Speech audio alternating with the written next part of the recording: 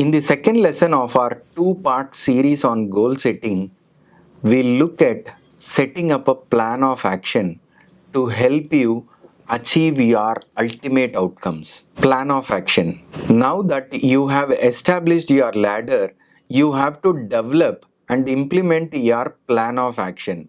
It is critical because this part forms the foundation of all your efforts, and if not done correctly, you will not ascend the ladder successfully.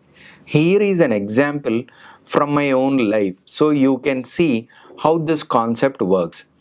At one time, one of my biggest wishes was to wake up earlier each and every day, and I am sure you have been there. I still fall back into this. I thought that in my personal life, if I could wake up earlier, it could change my life. It would give me more time to be spiritual, to work, and to focus on my health and get my mindset prepared. It would also give me more time to spend with friends and family, right? These are all important things. So I knew that having extra time each day was absolutely important. And the way I thought I could do that is if I slept early and woke up earlier. So my biggest goal, my rung at the top of the ladder, was to wake up earlier. But how do I wake up earlier?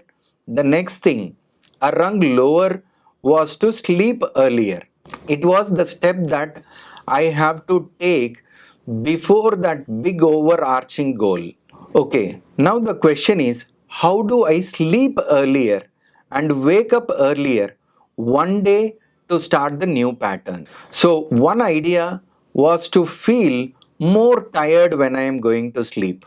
Okay, so I did that by having a full and exhausting day, right? Packed in all the meetings, did as much as I could. The other thing I need to do to wake up earlier is I need to set my intentions the night before. I need to prepare my mind for the next day from the night before.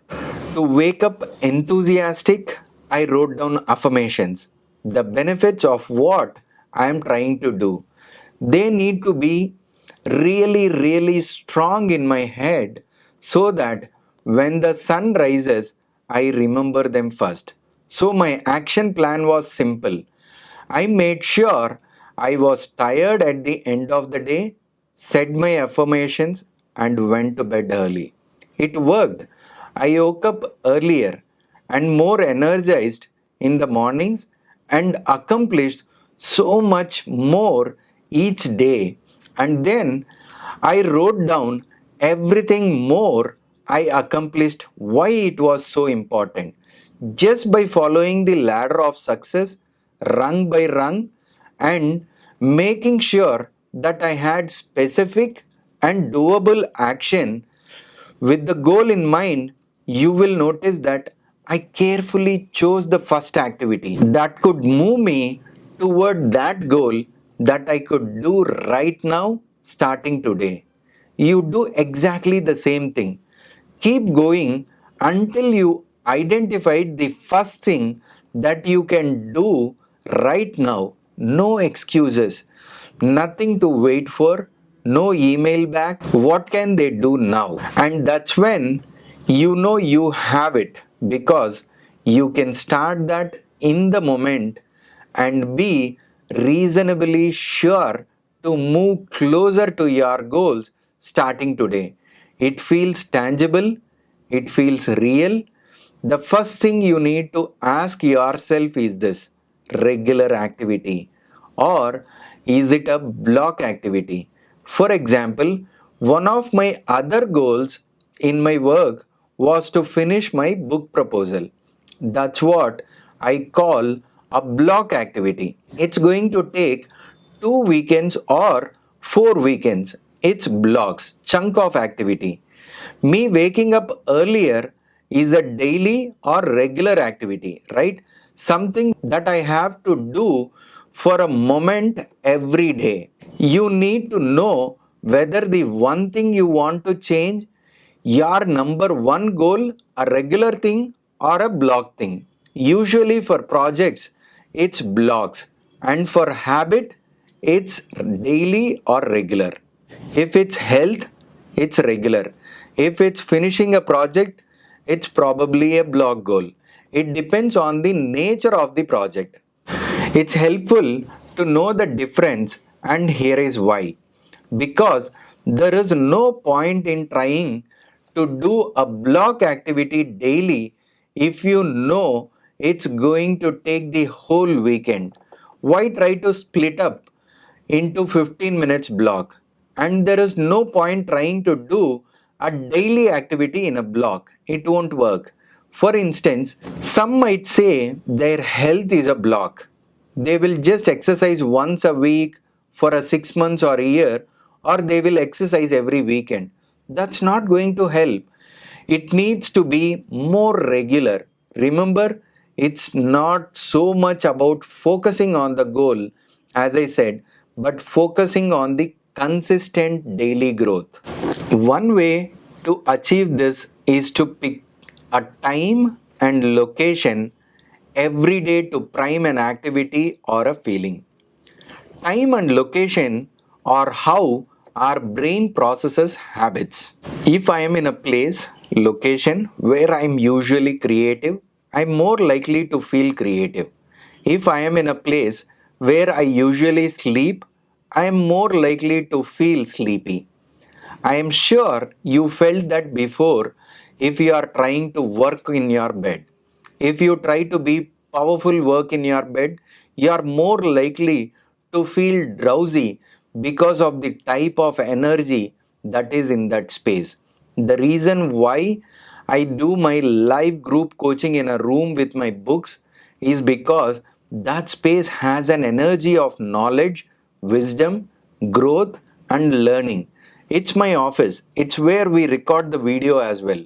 I treat my books as sacred, which is how I treat you too. This is the room which I take my meetings. So, again, that's how we stay on focus. Pick a time and location that resonates with the activity you really want to cultivate. The next thing to do is to create a logistical checklist. People have to create the atmosphere to be successful. They don't want any excuses in that moment that can block them from their potential. Everything you need in your chosen space has to be ready.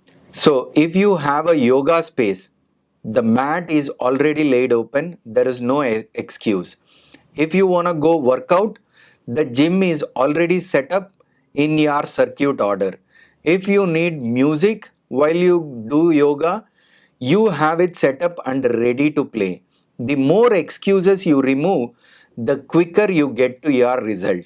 Maybe you have your phone with music on it and a charger or your iPod. The items are part of your logistical checklist. Taking away all of the excuses the mind usually comes up with to trick us out of developing that habit. When I get a book and sit down to read in my reading space, I don't have to get up to get a notebook. I keep it there right next to a hand so I can pick it up, both of them together.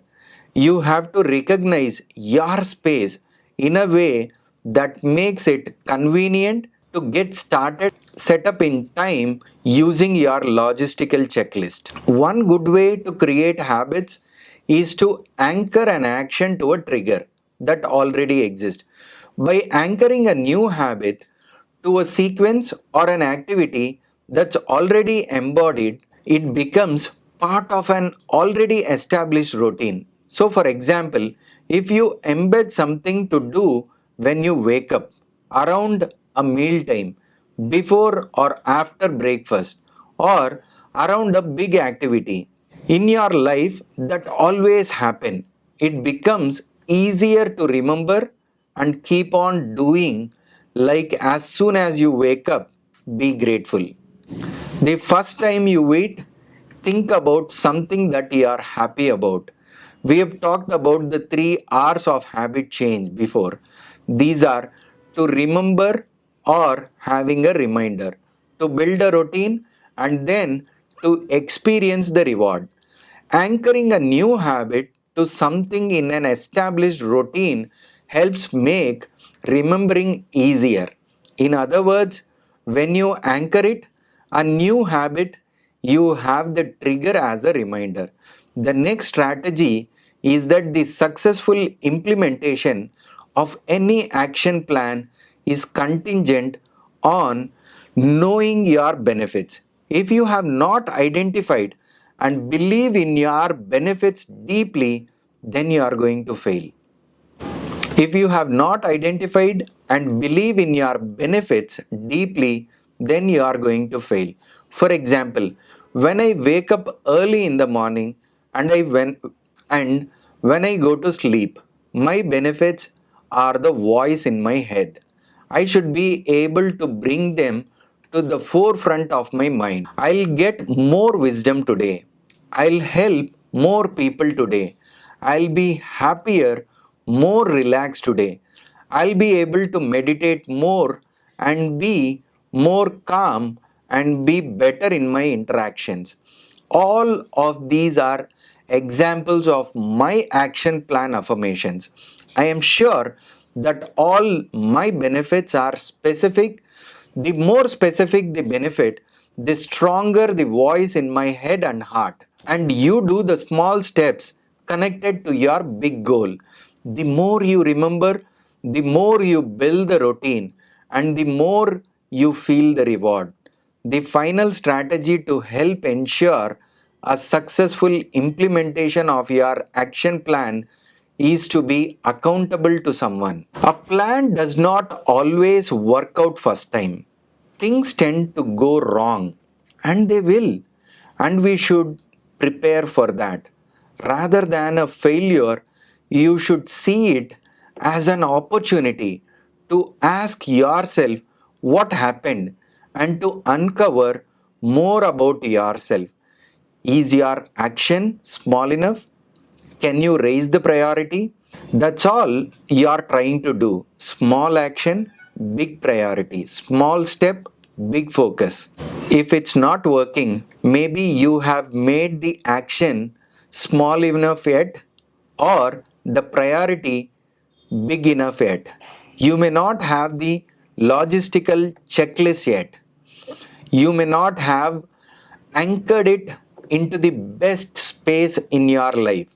You may not yet deeply understand the benefits. This simple exercise helps you to identify where you want to do the most work. Now, it's always the area or aspect with the highest score, nor it is the one with the lowest current rating, where the largest gap exists between where you are now and where you realistic want to be in a specific time frame is your target. In the process, remember to be more specific than just saying we want to improve our health or wealth or family. So the next step is to dive deeper into the subsection. What about our wealth or health or family needs to change? What's specific about that area? What is the root of it, right?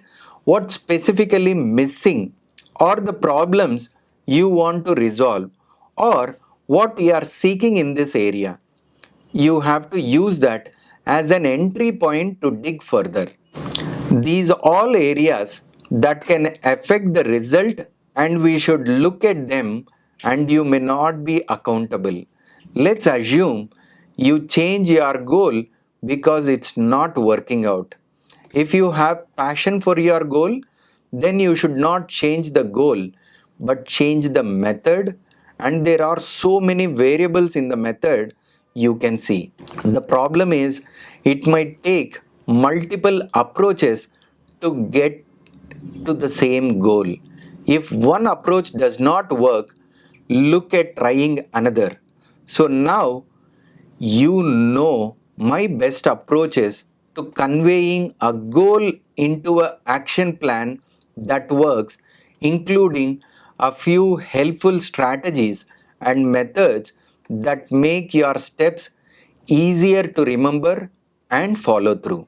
This is the final lesson in the two-part series of goal setting and concludes the module on facilitating change by using the wheel of life as a foundation. Next time, I'll talk you about building character strengths in support of your goal, starting with confidence. Final thoughts before we go. For now, you appreciate the best action plans are based on small step, big priority principle. You are now equipped to guide you with strategies and methods of developing and implementing your small steps that lead to your big goal with the best chances of success. The next lesson is all about how to develop the character strengths needed to support your success, starting with cultivating the confidence to believe in and empower yourself to succeed. Before you join the next lesson, don't forget to do the reflection and practice exercises first. Until next time, keep up the awesome work and let happiness be a choice that spreads joyful color.